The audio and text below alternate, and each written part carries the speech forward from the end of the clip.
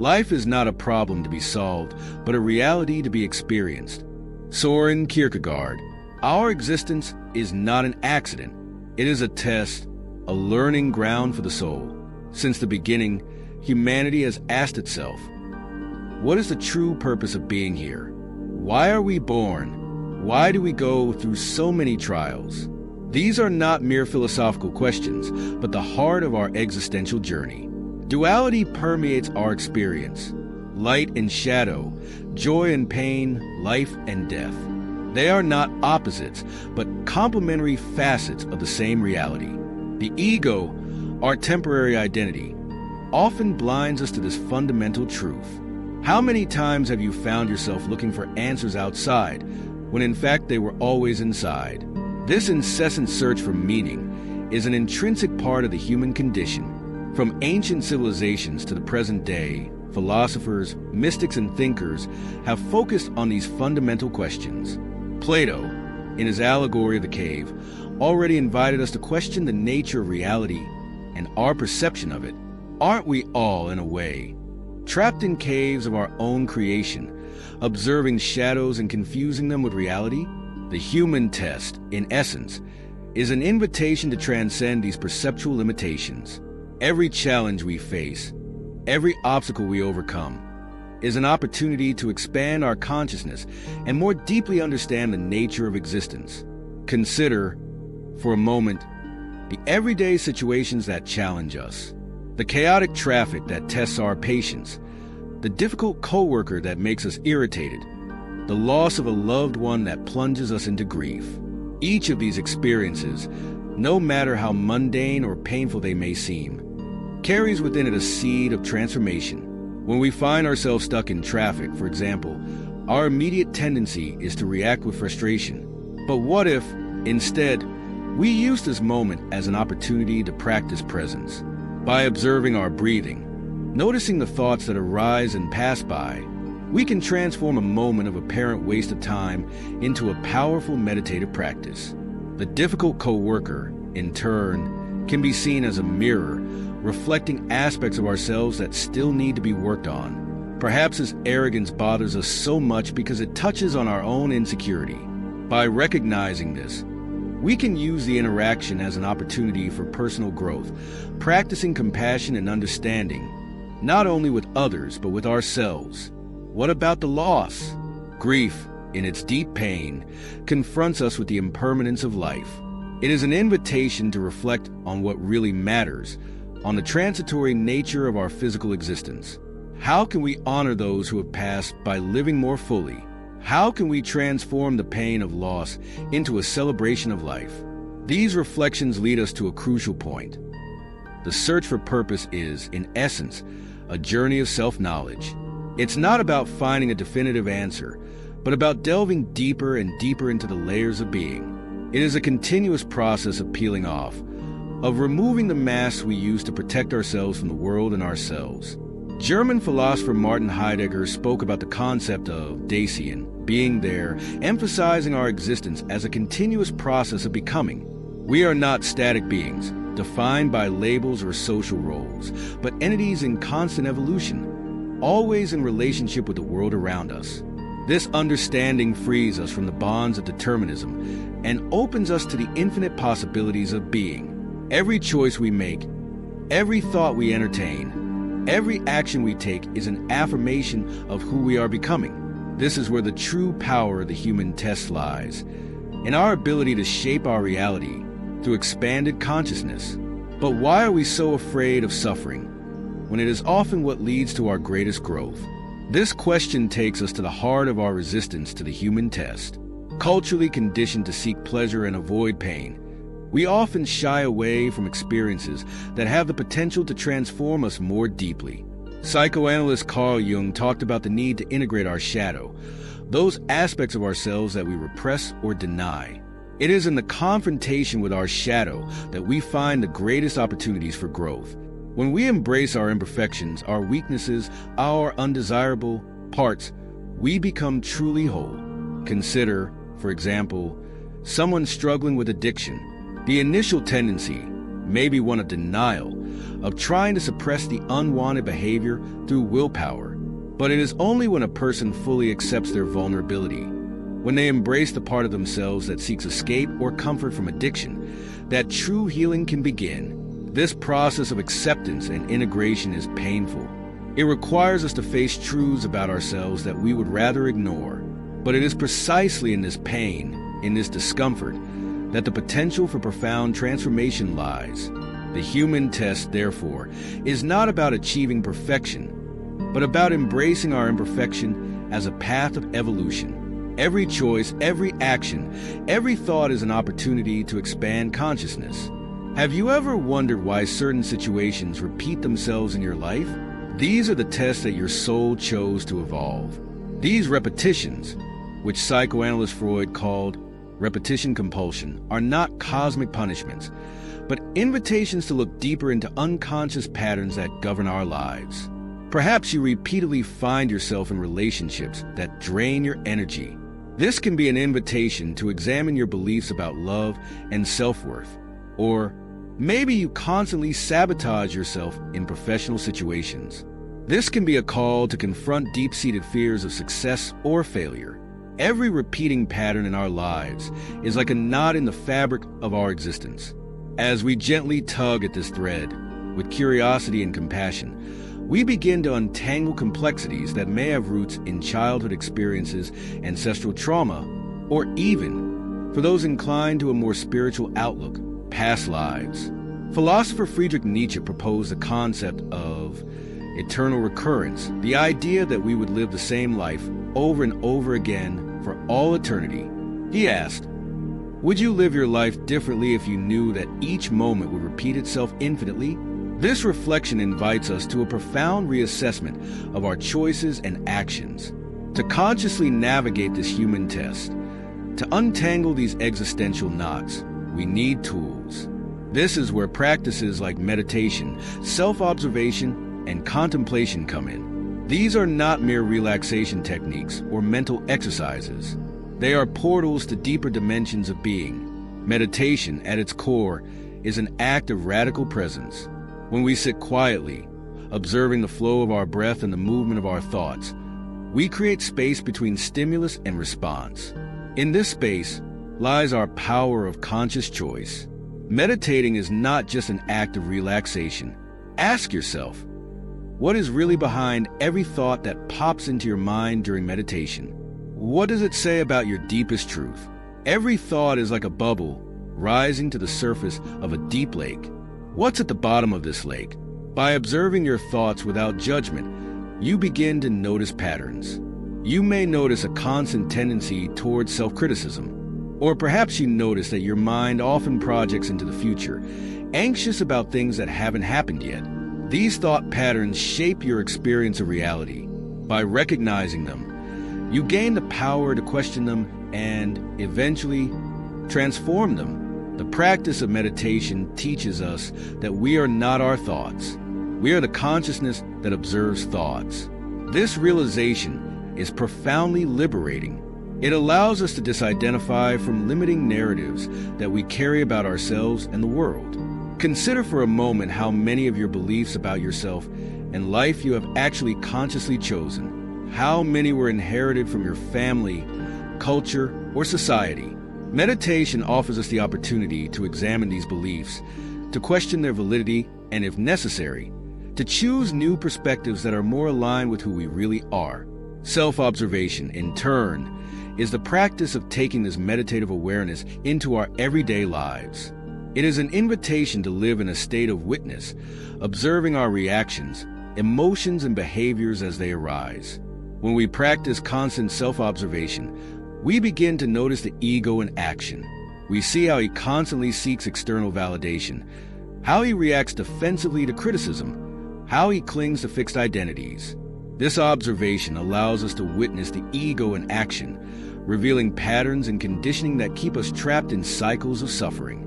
Imagine, for example, that you are in a heated argument with a loved one. Instead of reacting automatically, practicing self-observation allows you to mentally take a step back. You may notice the tension in your body, the increase in your heart rate, the defensive thoughts that arise. This awareness gives you the opportunity to respond in a way that is more aligned with your deepest values, rather than reacting from conditioned patterns. When we observe without judging, we open space for genuine transformation. It's as if we are defusing emotional bombs before they explode. Every moment of awareness is an opportunity to choose differently, to break cycles of behavior that no longer serve us. Contemplation, whether of nature, art, or silence, connects us with the essence of being, transcending the limitations of the ego and aligning us with the flow of existence. It is an invitation to experience life in its fullness, to open ourselves to the mystery and beauty that constantly surround us. When we contemplate the vastness of a starry sky, for example, we are confronted with our own insignificance and, paradoxically, with our deep connection with the cosmos. As Carl Sagan poetically observed, we are made of stardust. This realization can lead us to a deep sense of reverence and gratitude for life. Contemplation of art, in turn, allows us to experience reality through the eyes of another human being. When we lose ourselves in contemplation of a Van Gogh painting, or let ourselves be enveloped by Bach's music, we momentarily transcend the limits of our own perspective. We experience a glimpse of the unity underlying all existence. And what about the contemplation of silence? In an increasingly noisy and distracted world, the simple act of sitting in silence can be revolutionary. In the silence, we can hear the whispers of our soul, that inner voice that is often drowned out by the noise of everyday life. These practices, meditation, self-observation, and contemplation, are not ends in themselves. They are tools to help us navigate the human test with more grace and awareness. They are invitations to live more fully, more authentically, more aligned with our true nature. But how can we integrate these practices into our everyday lives? How can we transform spiritual insights into tangible changes in the way we are and act in the world?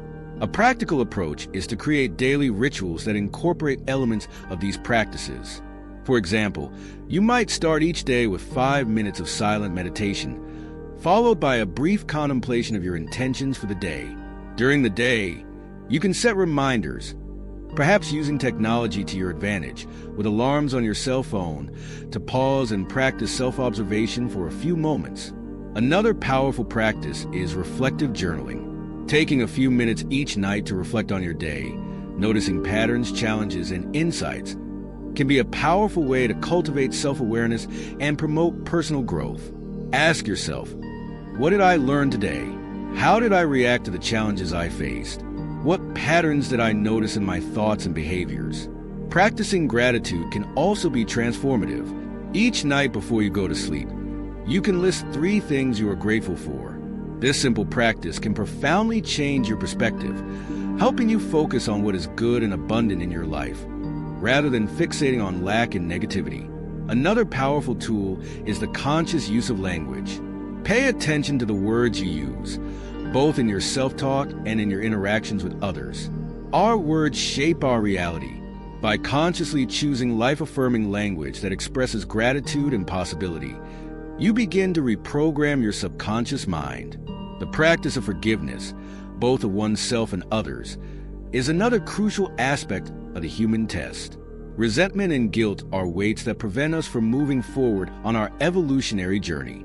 Forgiving does not mean condoning harmful behaviors, but rather releasing the emotional burden we carry when we hold on to hurt. A powerful exercise in forgiveness is to write a letter to someone you feel has hurt you, or to yourself, as the case may be.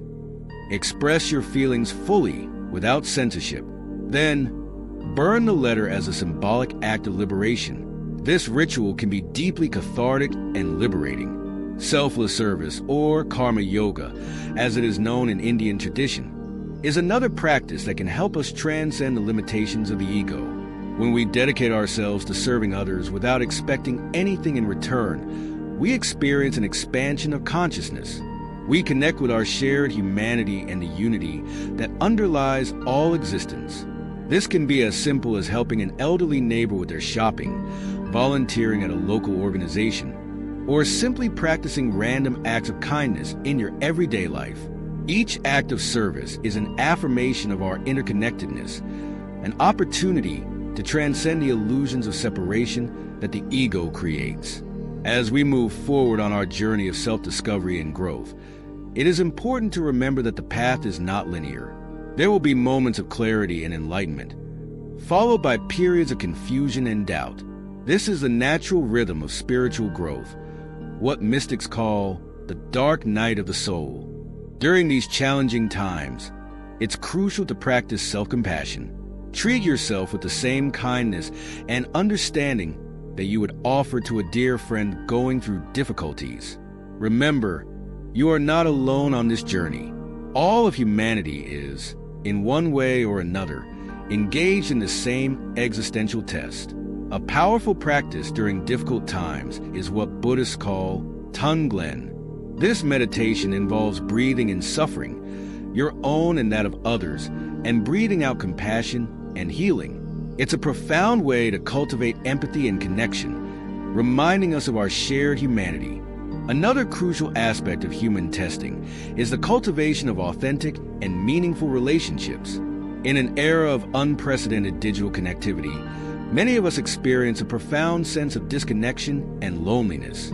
Cultivating genuine connections with ourselves, with others, and with the world around us is essential to our well-being and spiritual growth. This can involve practices like active listening, where we strive to be fully present with another without judging or trying to fix. It can involve the practice of vulnerability, where we allow ourselves to be seen in our truth with all our imperfections and fears.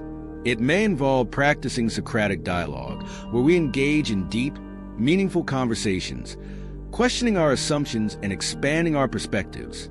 As we delve deeper into these practices, we begin to realize that the human test is not something that happens to us, but through us.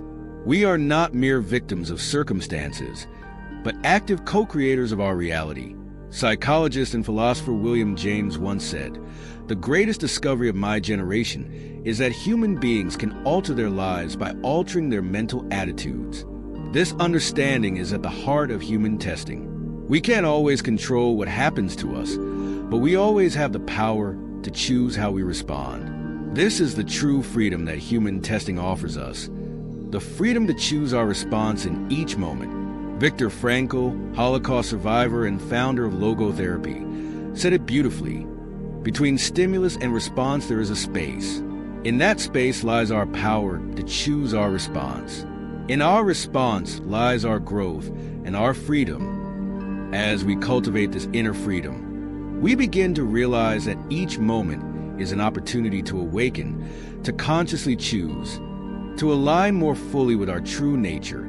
The human test becomes not a burden to be borne, but a sacred dance to be danced, a divine game to be played with enthusiasm and joy. But what about the inevitable suffering that is part of the human condition? How can we find meaning in the midst of pain, loss, injustice? Here again we have the opportunity to transform our perspective.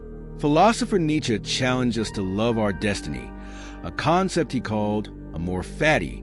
This does not mean passive resignation, but a radical acceptance and even a celebration of everything that life brings us, the good, the bad, and the ugly. Imagine if we could embrace every experience, no matter how challenging, as a gift, an opportunity for growth and transformation. What if, instead of asking, "Why is this happening to me?" we asked, "What is this teaching me? How can this make me stronger, wiser, more compassionate?" This shift in perspective does not deny the reality of suffering, but rather allows us to find meaning in it. It allows us to transform our wounds into wisdom, our pain into compassion, our challenges into opportunities for growth. The Sufi mystic Rumi beautifully expressed it. "The wound is the place where the light enters you."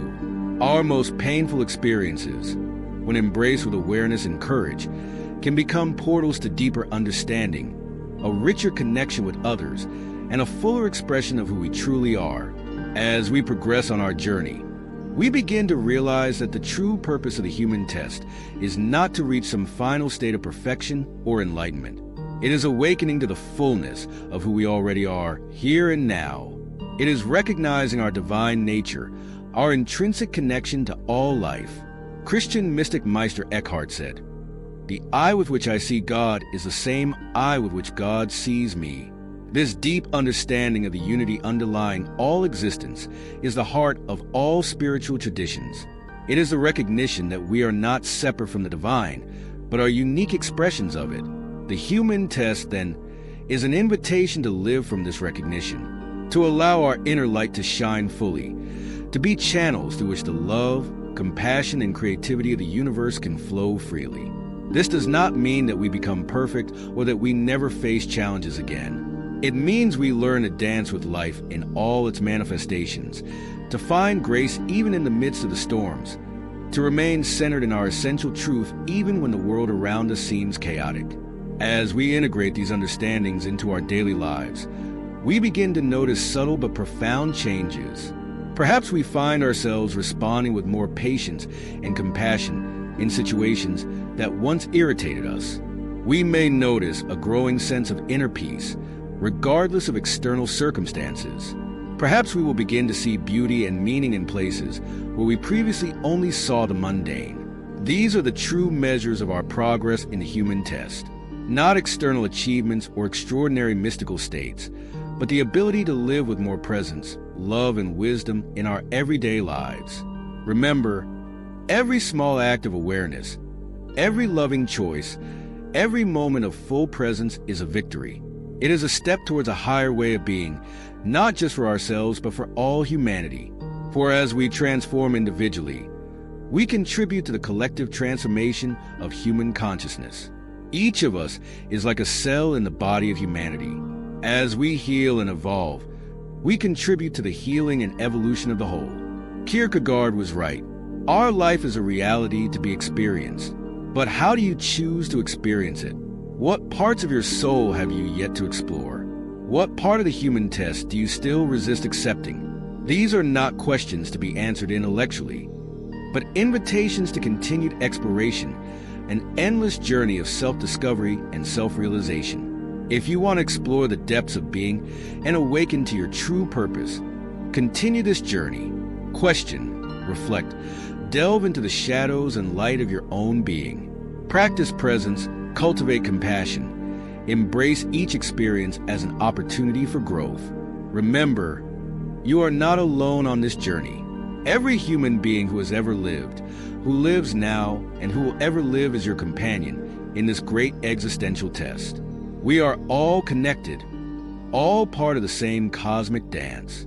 And so, we invite you to fully embrace the human test, living each moment with awareness and intention, to be a beacon of light in a world that often seems dark, to always remember your true nature, infinite, eternal, divine. For in the end, the human test is not about reaching some final destination. It's about the journey itself, about who we become along the way. It's about awakening to the truth of who we really are and living that truth fully in every breath, in every moment. May you find the courage to face your fears, the wisdom to navigate your challenges, and the love to embrace all of your humanity. May you always remember your true nature and live from that memory. The human test is before you. The choice of how you live it is yours. May you choose wisely, love deeply, and live fully. For this is where the true purpose of our existence lies.